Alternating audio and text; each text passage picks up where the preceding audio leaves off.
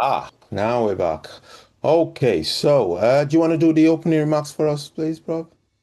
Yes, indeed. Hello, everybody, viewers and listeners alike. This is our weekly look at all things football, the football referee. I'm Trevor Gear, and he calls me Bruv. And I'm Emmy Hikins, and he calls me Cos. Welcome to the football referee. So we're gonna start with a really funny one. I don't know if you watched it, but you must have heard of it. The African Cup of Nation finals. Did you hear Yeah, of what?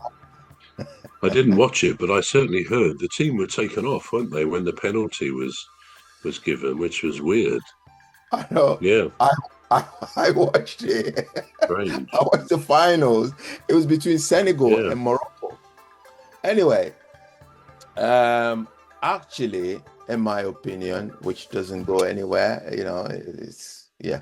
But in my opinion, there was a goal that was disallowed. It was a soft. It was a soft, It was a pushing in the penalty box yeah, area. But it wasn't the same player that did the pushing that scored the goal. Anyway, but it was disallowed. It was a bit like the Semenyo goal where Haaland was offside. yeah, It was like that. But this time it was a push, the guy was trying to head the ball. Usually when you stand up or when you're jumping up as a footballer trying to head a ball, your arms go wide. Anyway, that was disallowed. And then something then happened. It was in the 96th minute. And this was a final. Bear in mind, this is a final. 96th minute. There was an infringement in the uh, Senegalese box, and the referee awarded a penalty. And I thought, you can't do that. It's a yeah, final, unless it's a really obvious infringement, then you can, you have no choice. yeah, But it was a yeah. soft one. But he awarded the penalty, called for it, and even penalty. Anyway, there was VAR, so he went and looked at the VAR, but ultimately he had to make the final decision. So he called a penalty, and as soon as he called a penalty, all hell broke loose. The Mm, Senegalese manager ordered all the player off the field. And I was watching this game. I'm like, I can't believe this. What is happening? Anyway, yeah, after some deliberation and all that, I thought, how is he gonna take a penalty now when there's nobody there? There's no goalkeeper there. Anyway, so in the end, it took the penalty. Now, I remember the name of the guy that took the penalty. He was a Real Madrid player, Moroccan. And I don't know what happened, but he just sort of gifted the keeper the ball. He just played it into his hands. And I thought, what sort of penalty is this? Anyway, so there's been a lot of theories going around whether he did it deliberately, but we don't know. So anyway, they won. They then won the competition. Senegal Now, won, didn't they? Yeah, yeah, they did. Now, my question yeah. to you, bro, is if you was the referee, what would you do? I know what I would do. What do you mean in terms of when they were taken off the pitch? Yes.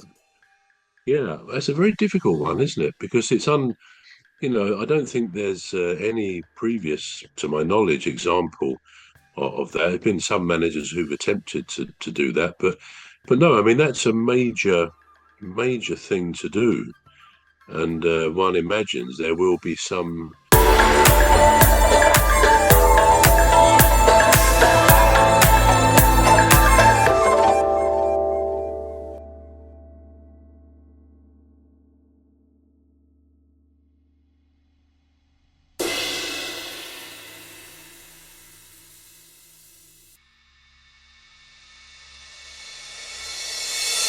be some consequence to that, even though Oh yeah. they won the cup. But yeah, that's you can't do that. You can't sort of. throw your toys out the pram and say, "Oh, I'm sorry, we're not going to play on anymore. Give me my ball back, mister. I'm going home." I mean, it had all those feelings of something happening in childhood. You mentioned, why did the referee give a penalty in the 96th minute? Well, of course, the 96th minute is not really relevant to a penalty decision, is it? I mean, I know what you mean.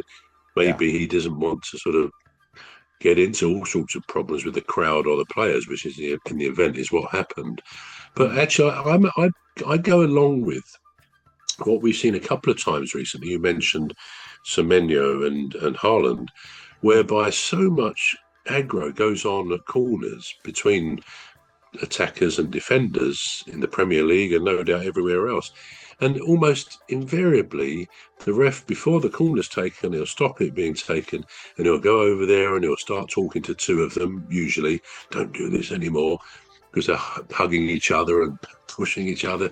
To a point, it's like another game altogether.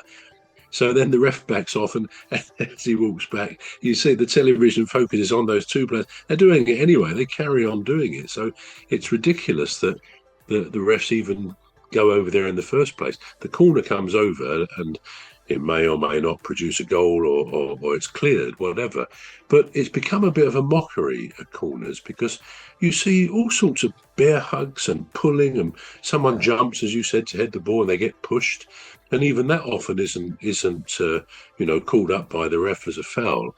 So I think there's going to have to be a bit of thought, more than a bit of thought, given to what they do. But for my part, I think if the ball comes over from a corner, for example, and someone scores, but one of these little fights going on, two players, if one of them pushes the other one over, then the penalty, depending on who pushed who over, but the goal should not stand.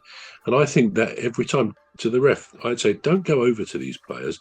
Simply, when the corner's taken or when it's coming over, if you see it going on, penalise whoever you think is making the foul. Now, perhaps they would say, well, it's 6 of one, half a dozen of the other. They're both pushing and pulling like little school kids, which is what they do. And it's not just one pair, it's often 3 or 4 such fights going on in the penalty area. But I do think if defenders or attackers, let's say it's an attacker, one of his teammates scores the goal and the attacker is deemed to be fouling a defender, then stop, don't allow the goal. Simple as that, because that eventually will stop this nonsense of players. I mean, it never used to be the case. There's always a bit of nudging and